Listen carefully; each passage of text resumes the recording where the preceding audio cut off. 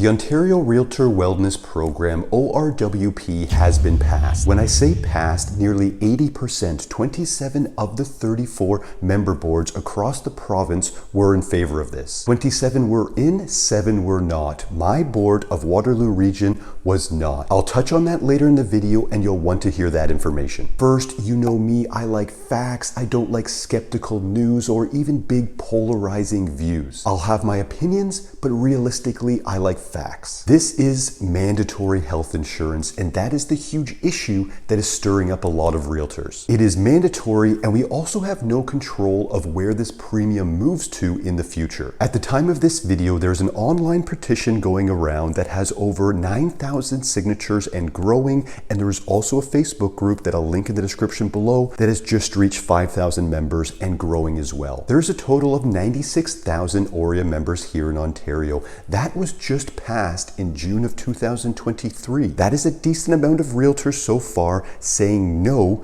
to this mandatory health insurance. Will it fall on deaf ears? Only time will tell, as it's planned to start January 1st, 2024. This premium is going to cost us $659.88 per year, including taxes. And let's do some fun math on that. We as realtors here in Ontario are paying a combined total of over $63 million per year for this health insurance. On OREA's website, along the right-hand side here, this is a good short list to a certain extent of what this premium covers. I'm no specialist by any means when it comes to health insurance, so screenshot this and do some good comparisons of your own if you like.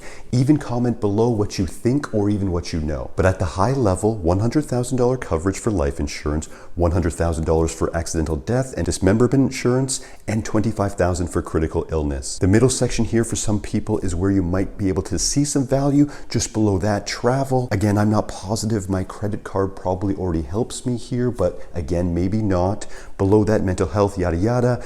But just the middle section here. You get $2,000 annual here. Medical service and supplies, prescription drugs. If you are on any, you will probably go through using up that $750 delegated there pretty quick. And $750 for massages, physiotherapy, and chiropractors. That part for me is where I might be using some of it up. I like massages, I like physiotherapy. I'm 100% using that up, but it is a 70-30 split, so I have to spend, what, $1,000 to receive $700 back. So $1,000 of, let's say, massages for $300. So we're getting somewhere in the middle section there, but here's the thing, we all know it. Insurance companies make money. It's that simple. You are buying insurance for peace of mind at a loss. Just say it how it is. This is what is happening, of course. I am an independent contractor. Maybe I don't need that same peace of mind that others love. Insurance companies are businesses. They are very profitable businesses. They have done the math on that $63 million per year, or at least they've done the math on 5 to 10 years of that $63 million per year, and they know they're coming out ahead. We all know this, and this is where realtors, independent contractors, would like to have choice. One thing I'd like them to say, because they have said that every single member has to participate, all 96,000 have to participate to get this premium as low as it was. But what if they told us that, okay, if only 10% participated, or if only 50% participated, it would be X amount, like $1,000 or something like that. This would be nice to know. But let's quickly touch on what my board thinks, and at the end, let's go over, could this be a good thing for the real estate industry as a whole? So this is an email from my board, and it's a very smart, well-worded email. Let's highlight some key points. So my board mentions they strongly believe in making evidence-based decisions and that every decision is done from the perspective of what we know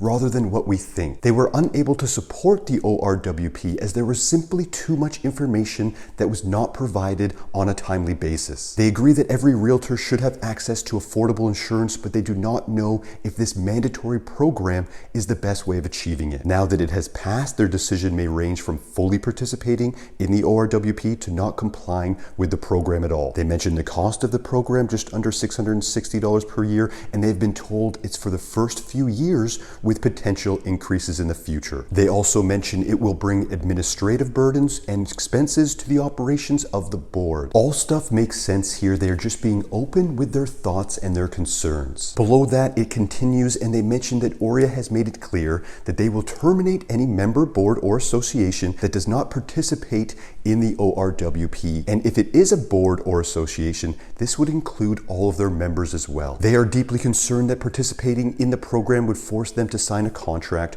with the carrier of OREA's choice, even though the WRAR, my board directors, would have zero input in the agreement. And they emphasize that point again with concerns of the contract out of their control. And they have begun conducting their due diligence, and they are engaging in open conversations with colleagues across the province. So great email there. My board not in favor of it due to lack of information and maybe lack of control, which makes perfect sense, doesn't it? Okay, so what are our thoughts here long term, right? Let me just say that I love being a realtor here in Ontario. I love the real estate industry, I love the organizations I'm part of, and I love the people in it. We are blessed. That is my mentality, and it always will be. I want what's best long term. Okay, so we are highly regulated. We have a very strict code of ethics, and we have one of the biggest real estate programs to get your real estate license in the world. If you are watching this and you've had your real estate license for 5, 10, 30 years, things have changed. The barrier to entry is at a very good place. So does this make our profession better long term? Does having a healthcare plan for realtors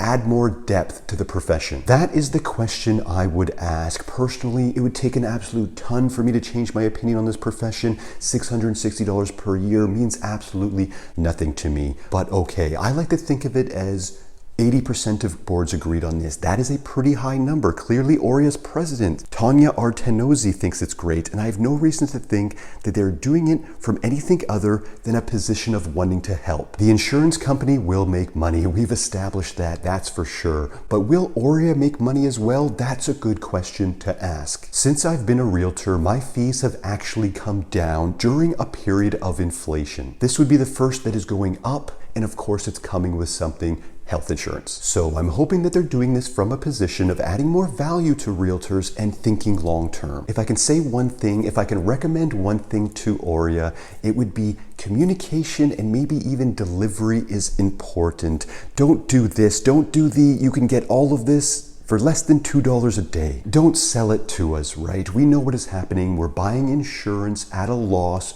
for peace of mind. Again, hopefully long-term beneficial for the realtor profession. Just give it to us straight.